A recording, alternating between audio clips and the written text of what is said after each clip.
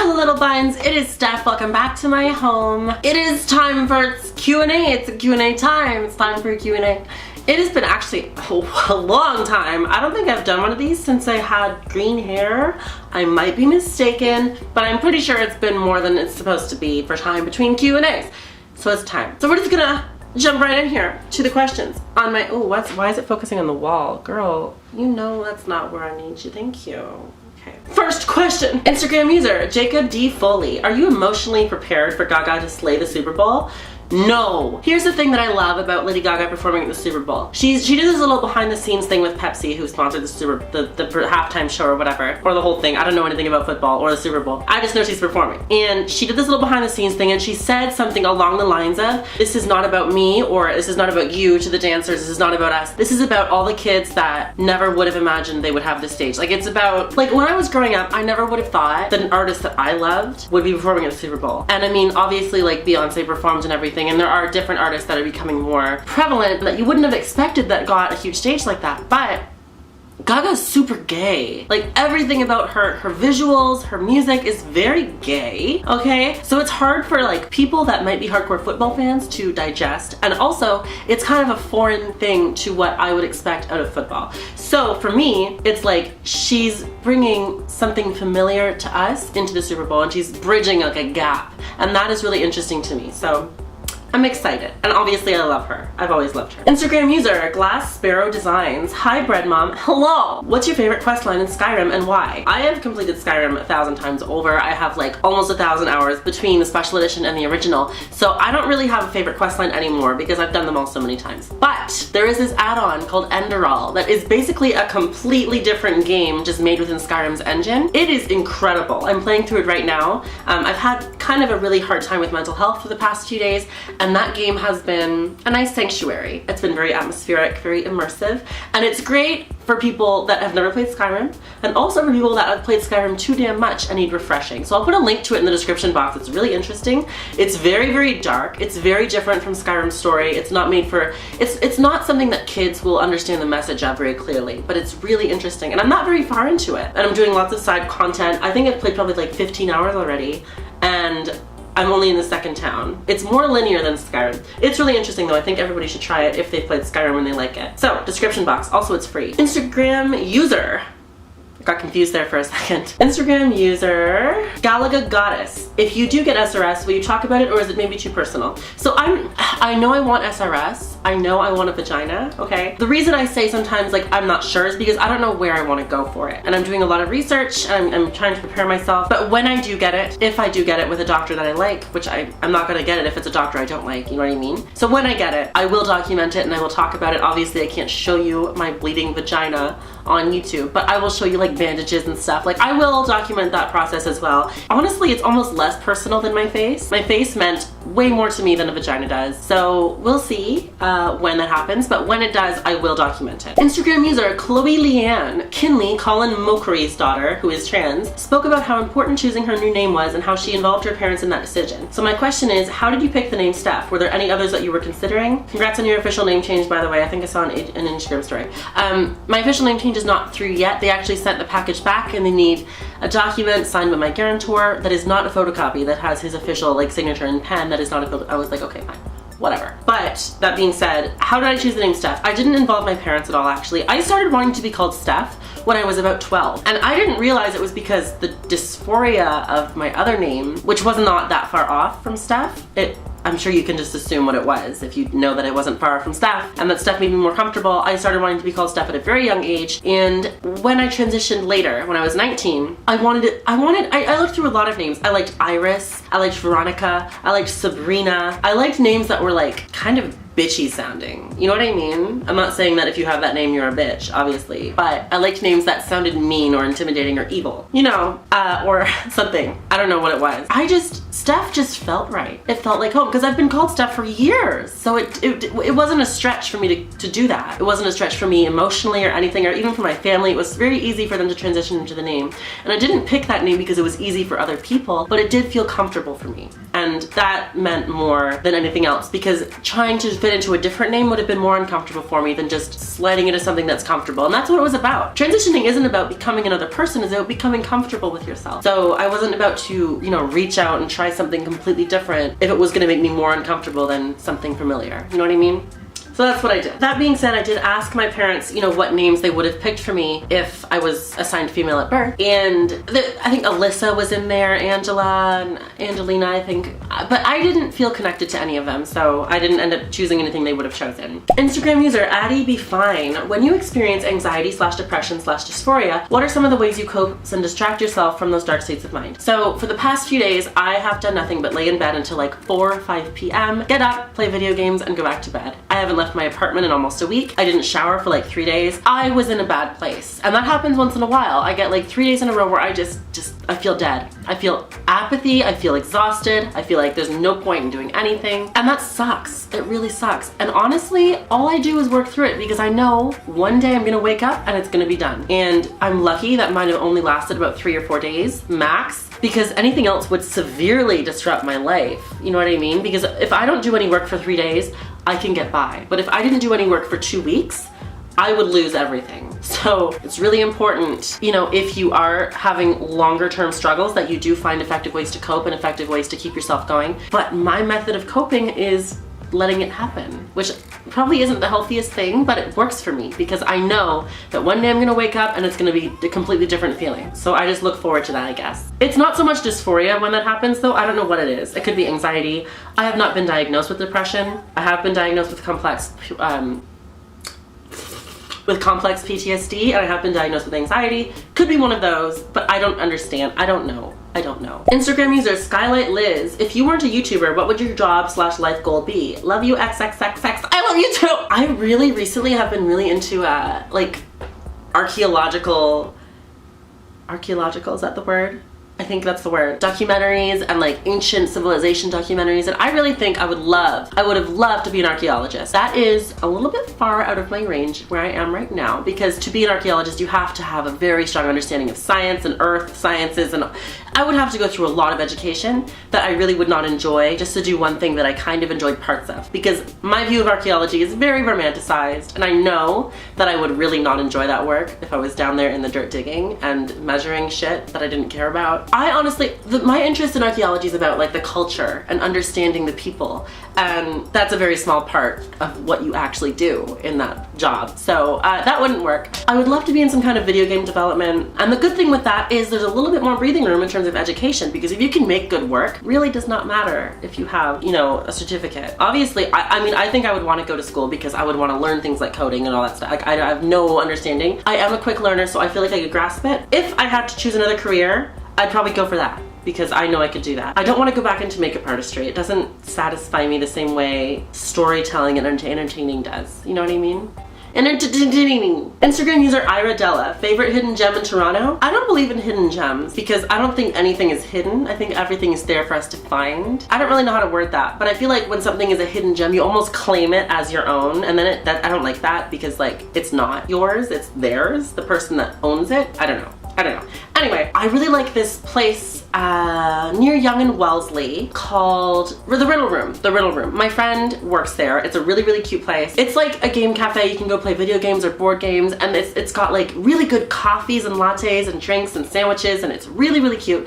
So if you want to spend a day in a low stress environment with a bunch of geeky people, bring a friend, go to The Riddle Room, hang out. They have escape rooms too, which are so fun. So fun, but you probably need more than 2 people, because when I've tried to do it with 2 people, it's taking me way too damn long.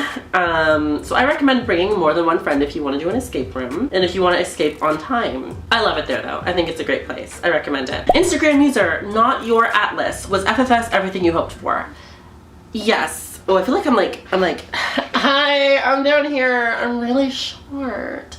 Sorry, my bad. Was FFS everything I hoped for? Yes, it was exactly what I hoped for. I knew exactly what to expect. I knew exactly what I wanted, and it didn't go beyond that, and it didn't go below. It was exactly, like, it is exactly what I wanted. And that is better than I could have hoped. I mean, I don't want to say it's better than I could have hoped for, because it's exactly what I knew was gonna happen. It's hard to explain, but it turned out just how I thought it would. and I am content. You know what I mean? I feel great. I feel great. There are some people talking about my lip and how it doesn't move on one side, which is not true. It does move on that side. My lip has always been kind of lopsided because of my deafness. I'm deaf in this ear, so naturally my face moves more on the side that hears. And that's just how it is. That being said, this side of my lip is still numb, and that is going to go away. He didn't like really do much to it, so there's no way that it could be permanent damage. I really highly doubt that. But even if it is, I don't mind it. I really don't. I don't mind if I have like a bit of a lopsided, I don't care. But I think it's gonna be fully healed in a few weeks. I don't think it's a permanent change. Instagram user Connor WC. What was your favorite game in the Zelda franchise? Mine was Wind Waker HD. Fucking amazing. Huh. My favorite game in the Zelda franchise, probably Wind Waker HD, or Wind Waker Original, the same really, or Twilight Princess. I love Twilight Princess as well. So both of those games were very good, very different styles and art and stories, but both I really, really enjoyed. So GameCube was a great era for Nintendo games. So definitely both of those. Instagram user Zeos19, I'm sorry if I'm pronouncing that wrong. I think it's Zeos or Zaus.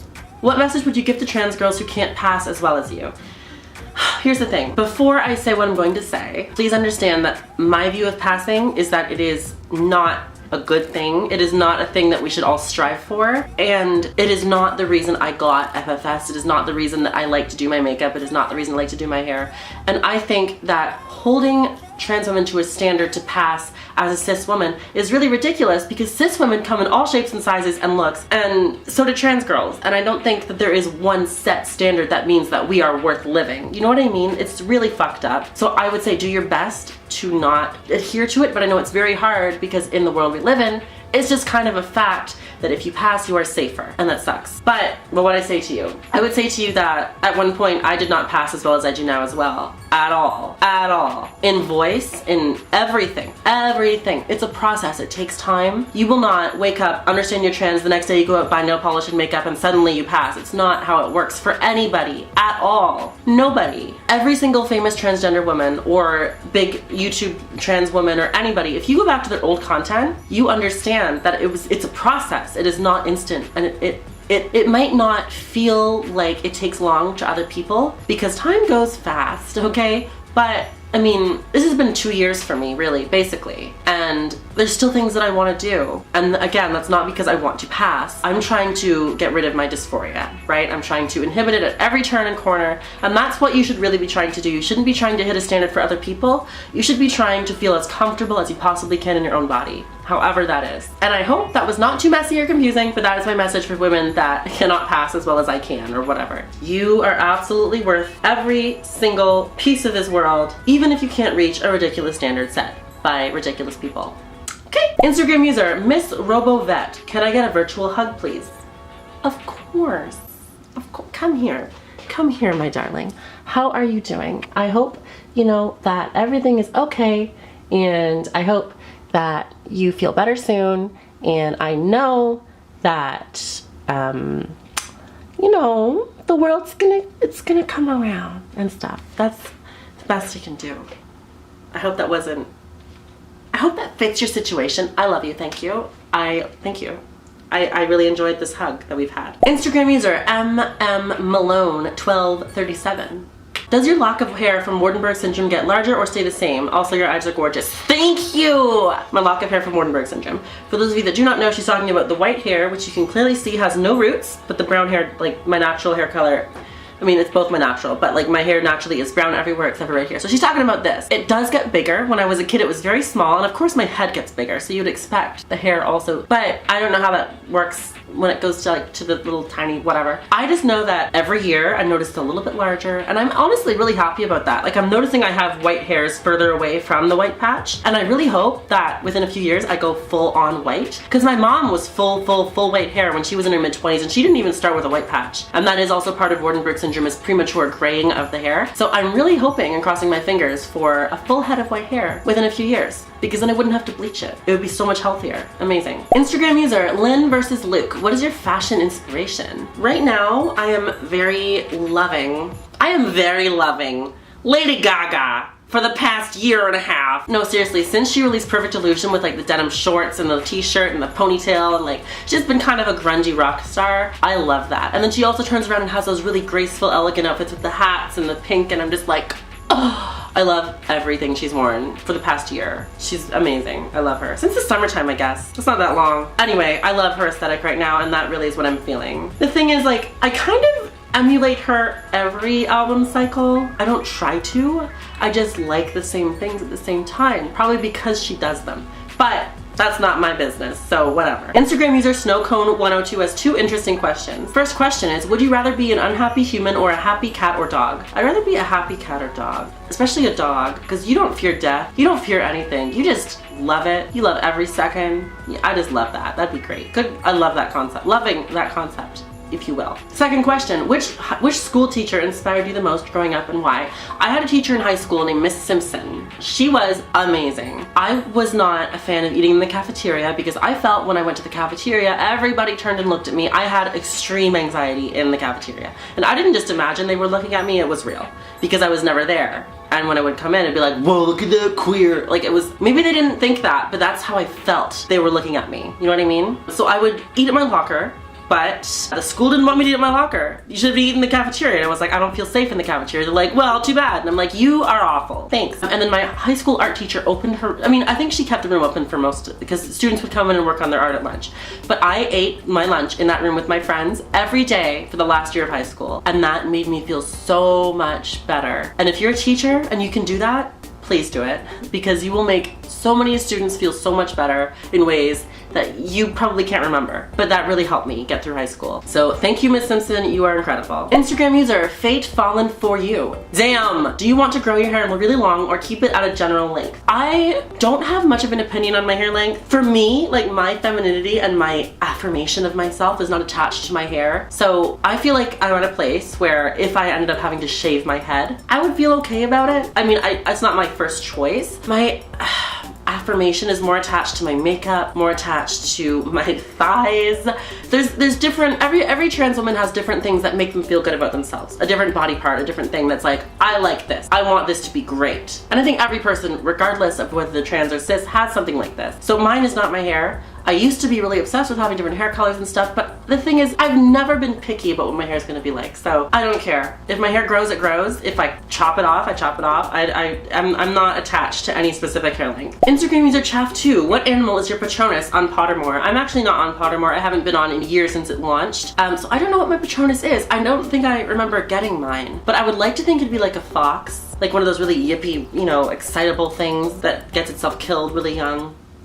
Maybe. I don't know. What do you guys think my Patronus would be? I would like to know what you think my Patronus would be. Please let me know in the comments. What is my Patronus? Thanks. Thank you.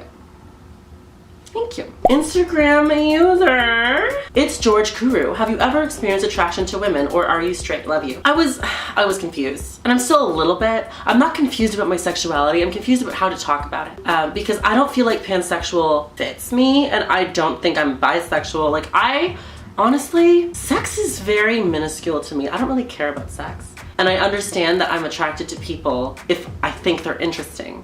And I understand also that their gender doesn't have anything to do with that. So I don't know what to call I don't want to call myself anything. I don't know. There's a lot of words, but I don't want any of them. And I don't feel the need to find one, okay? I am content just saying I like people that are interesting. That's all that I need to convey. That's it. That being said, I have experienced attraction to women. Yes, I have. But I find I'm always kind of too insecure about my body to pursue women, because like maybe everything's great and we get along so well and I'm like really into them as a person, and then when it comes to some kind of sexual, you know, encounter, I feel super inadequate next to them because my body is not as feminine as theirs or something, and that just is not, I don't know, I don't want to have to deal with that. So pursuing women is very rare for me, okay? Instagram user, this dick. Nice. Love it. Are you going to be having more plastic surgery in the future? If so, what? Okay, here's the thing, my friend. What I had done was not plastic surgery. It was reconstructive. I always say this because it's not about me looking prettier. It's not. It's about me feeling okay. You know what I mean? I didn't get facial feminization surgery so I could be prettier. I got it so I could reverse the effects of something that happened to me, that happened to my bones that I did not ask for, that made me feel awful every day, okay? So if I get any other cosmetic procedures, I don't know. I don't know. Okay. I need to stop being so serious for a second though, because listen, okay, here we go. I think this year I want to get 2 procedures done that are sort of about dysphoria, but also I just want to feel really cute. It's less important than my face was, so I'm not going to crowdfund for these. These are going to be all in my pocket because I don't feel like it's a necessity. I feel like it's something that I want. You understand? I want to get hips. I'm doing research, but I think I'm going to end up doing, I hate this, Brazilian butt lift. I know there's a better word for it, and there's a real medical word for it, but that's just how everybody knows it is a Brazilian butt lift. But I don't want more ass necessarily, I just want hips. I want everything kind of rounder and higher, and my thighs to be a little bit wider, and I don't know. I want that. I don't need that, I want that, and I acknowledge that. And I'm also thinking I want breast augmentation, which I also don't feel I need, but I want. And my breasts aren't really growing by themselves anymore. This outfit is a mess, guys. Oh my God, what am I doing? Like, this is pretty much where they're at, just in case there's nipple happening. It's not, it's okay, it's fine, but I think I want like a full B, a nice full B, just something gentle and, I don't know. I wanna fill out a bra for once in my life, you know what I mean? And it's been like a year and a half, so, yeah. That's what's up. We have reached the end of my questions that I have selected. I just want to quickly say thank you so much to everybody that sent a question in on Instagram. If you guys don't know, that's where I get my questions, is on my Instagram. You can find a link or my handle in the description box. You can go follow me, and that way when I do another Q&A, you will be able to put your question into the draw. I choose questions at random. I just scroll through and let it land on something, and I pick one on the page. That's how I do it. But this time I had the most questions ever asked. I had almost 1,800 questions. That's so many. Holy shit, thank you. I mean, you must realize 1,800 questions, if I didn't get your question in there, that's a lot. So I'm sorry. Better luck next time, I guess. I love you so much. Until next time, just remember you are a complete person on your own. You yourself are whole as a person. You don't need anybody else or anything else to affirm that. I mean, if you want that, that's fine. But you on your own are perfect, okay? I love you so much. I will see you again soon. Bye.